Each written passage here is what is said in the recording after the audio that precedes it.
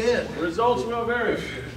What do you find that You will bleed. Aikido guy with a knife beats Aikido guy without a knife. That's something that's very true. An Aikido person with a knife or a hammer or a shotgun tends to beat an Aikido person without a knife or a hammer or a shotgun.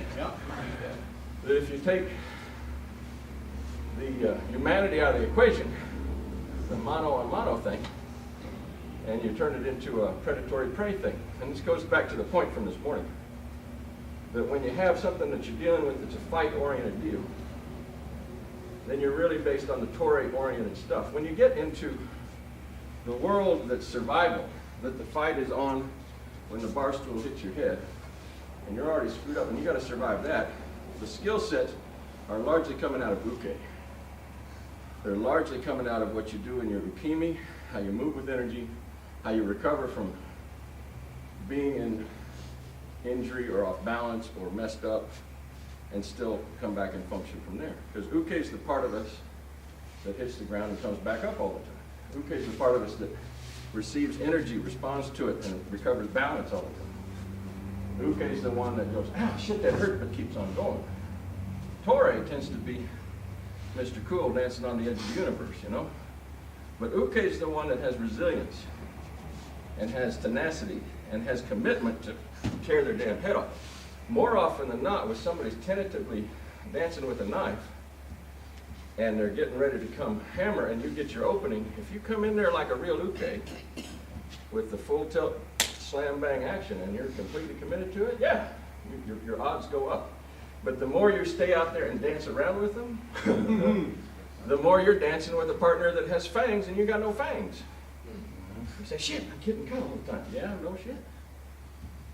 You can't afford to enter the competitive dance in the non-competitive world because it's not a competition anymore, it's a predator. Right?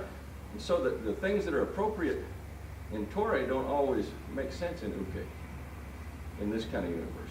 The things that make sense in a fight aren't necessarily what makes sense for survival. And so the first thing that comes to my mind is, why the hell am I not grabbing stuff that's at hand and getting a difference? Because we think, well, that's not part of the game. The game is the guy's got a knife, you don't have a knife.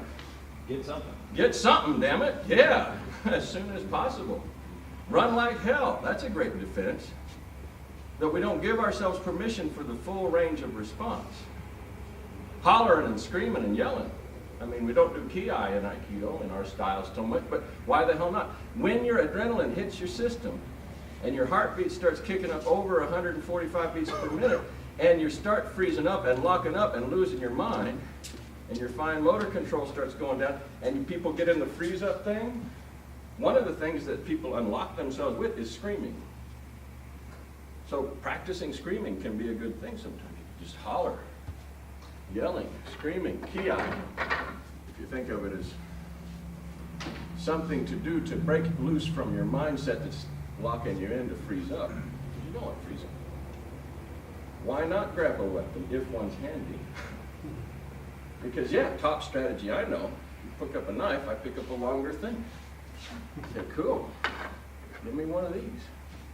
You have your knife. Let's go to town. You know, you got one of these? Give me one of these. You got one of these? I'll take one of those. You got one of those? I'll go get my shotgun. Because you just look for the difference. You look for the difference. Strategically in survival, that's what you need. You don't need, how do I deal with the dance? The dance is you need to survive. You need to survive the encounter long enough to get a difference. The difference may just be that you slam dunk his head. That's all you got time for. Well, great, do it. But if you can get a difference, that's my take on it. What about you all? What did you find? The only thing I really found, like, is, we were getting pretty much hamburger each other, that sometimes on the first encounter I could go shomanate with the focus on the eyes. Hell yes. Yeah, and that was pretty much the main thing that I could get through. Of course, I get 6 digits out of it. You're going to get Right. cut on the way in. You may get diced up on the way in. That's true. That's Yeah, true. you're going to, anytime you're dealing with a knife, you are going to bleed, period. That's just sort of the way it is. thinking about trying to keep distance is a good idea, but it'll go so far. You fall into a pattern where you typically back up, or you'll constantly circle one direction or another. Right.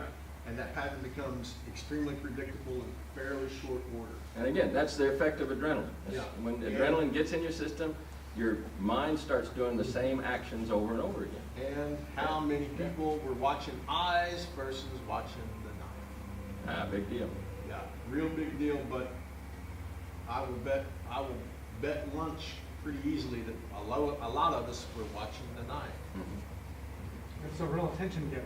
It's a real attention getter. You're right. You're absolutely right. And even with the stuff I've done with Apprentice, I know better than to watch a knife. I'm still catching myself doing it. Mhm. That's very So accurate. it's something. Yeah. It sure brings a different level of exposure to your training too. To sit down and say, "Damn, if that was real, I just got cut." Mhm. That's true. I mean, the little, and it's interesting too, the different varying training tools that you can use to do that. I mean, rubber knives give you one feel, and you've got one of the foam edged ones, which you can mark with chalk. That gives you a different. It's a silvery blade. It sort of has a little more reality to it. Rubber knives are really flexy. They don't really. We've got some folding aluminum knives that are dull. These will get your attention a little bit more, but a folding aluminum training knife Yeah. will really get your damn attention bad. But you got to be a skillful person to use one of those. Rubber is obviously the safest training option. Otherwise, you're going to let yourself. Yep. Ouch, ouch, ouch. Yeah, ow. Right. So, but yeah, it really just bringing a weapon into play really shifts. A lot of times you'd say, "Oh shit, there's a problem." A lot of the police shootings that you have, they end up shooting the guys. Either they shoot the pistol out of his hand or they shoot him in the hand because your mind looks right at that focal point. Damn, that's a threat. We can Bang. deal with the threat. Shoot the Bang, threat. shoot the threat. It's a very subconscious thing and it happens that way. In survival as well, you need to be apprised that there's a lot of cops that shoot a crook, and the crook runs 3 blocks and climbs a fence and then falls over and dies. Yeah. And there's a lot of cops that get shot that just fall down and die. Because the last time they were shot is when they were kids. And they're in the game and they say, "Bang, bang, you got it, oh bang, I fall down, I die." And they were good kids, and so they played by the rules. And the kids that grew up and became crooks, well, they didn't play by the rules so much. So bang, bang, oh, well, you didn't get me, and they keep on going.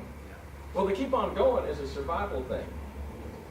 And we tend to play like, "Oh, well, you cut me, I lose." Well, yeah, you probably are losing. You're bleeding out. Things are going bad, and you only have a limited amount of time before things go really bad. But there is an amount of time. And depending, again, how much the adrenaline is affecting your system will give you more time or less time. Because if your heart rate is way up and you get that little cut, you bleed out real fast. We're talking 10, 15, 20, 30 seconds in the serious places.